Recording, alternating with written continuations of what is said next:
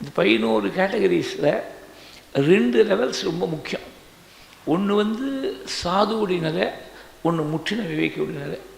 சாதுவுடைய நிலையில் அகங்காரத்தை அடியோடு அழிக்கக்கூடிய நிலை சாதுவுடைய நிலை.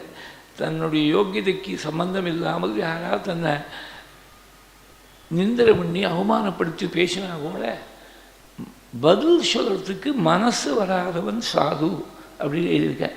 பதில் சொல்லாமல் அதே பெரிய விஷயம். ஒருத்தர் நம்ம நிந்தனை பண்ணால் பேசாமல் இருக்க முடியுமா? பதில் சொல்கிறதுக்கு மனசே வராமல் இருக்கக்கூடியவர் சாது. சாதுவுடைய நிலையில் அவருக்கு பணத்தில் இருக்கக்கூடிய பற்றுதல் அடியோடு போய்டுறது. அதாவது வேற ஒருத்தருக்கு உதவி பண்ணுங்கிறதுக்காக தன் வீட்டு கதவை ஒருத்தருக்கு தானம் பண்ணிவிட்டு தன் வீட்டு வாசலில் காவல் நிற்கக்கூடியவன் சாது அப்படின்னு எழுதியிருக்கார். சார் எழுதியிருக்கார். முற்றின விவேகி நிலையில் மனுஷாட்ட இருக்கக்கூடிய பற்றுதலும் போய்டுறது. தன் மனுஷா பிரச்சார மனுஷாங்கிற வித்தியாசம் போய்டுறது. இந்த சாது நிலைக்கு அதுக்கே எத்தனையோ கோடிக்கணக்கான ஜென்மம் எடுக்கணும்னு எழுதியிருக்கார். நம்ம அதை பற்றிலாம் கவலைப்பட வேண்டாம். ஏதோ நினச்சிட்டே இருந்தாருன்னா அவர் நினச்சாருன்னா ஒரே ஜென்மாவை தூக்கி வச்சு விடலாம். அது அவருடைய கிருப்பை எப்படி இருக்கும் நமக்கு தெரியாது.